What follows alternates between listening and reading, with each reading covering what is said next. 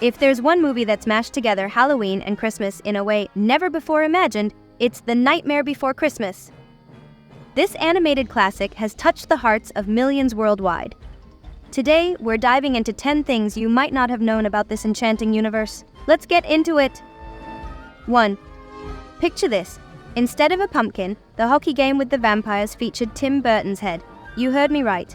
In the scene where Halloween Town residents are enjoying winter sports, Tim Burton's head was initially supposed to replace the pumpkin in the hockey game. A Hollywood producer thought Tim might not appreciate that, so they reanimated the scene using a pumpkin. They should have just asked Tim. Imagine how wild that scene could have been. 2. Oogie Boogie was a headache for the animators. This bulky, shapeless character took months of hard work to animate.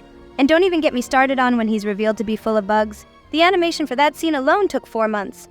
Some animators say that sequence shaved years off their lives. 3. Danny Elfman isn't just the composer of the film's stunning soundtrack. He also lent his voice to sing all of Skellington's parts. And as if that weren't enough, he also voiced Barrel and the clown with the tearaway face. Is there anything this man can't do? 4. While Tim Burton's name is almost synonymous with the movie, the real director is Henry Selick. Burton was busy with Batman Returns and didn't want to commit to the time-consuming stop-motion process. So no, Burton didn't direct this classic, but he did create the story and produce the film. 5. Disney wanted Jack Skellington to have eyes to make him more expressive. However, both Burton and Selick held firm in keeping Jack's iconic dark, empty sockets. A small but significant detail that gives us the Jack we love today. 6. Before there was even a script, and contrary to the traditional process for a soundtrack, Danny Elfman had already composed the iconic songs of the film. He only needed sketches and snippets of Tim Burton's story to create musical magic. In some songs, he took just 3 days to produce the first draft. 7. The film was inspired by a poem Tim Burton wrote while working for Disney. Originally, his poem included just 3 characters: Jack, Zero, and Santa Claus. Though he pitched it as a movie back in 1983, it wasn't until years later that it came to life. 8. Due to the movie being shot with stop-motion technique, it took the animators and the entire staff around 3.5 years to complete. In an interview with the Daily Beast, Henry Selick mentioned that just the stop-motion process took 18 months.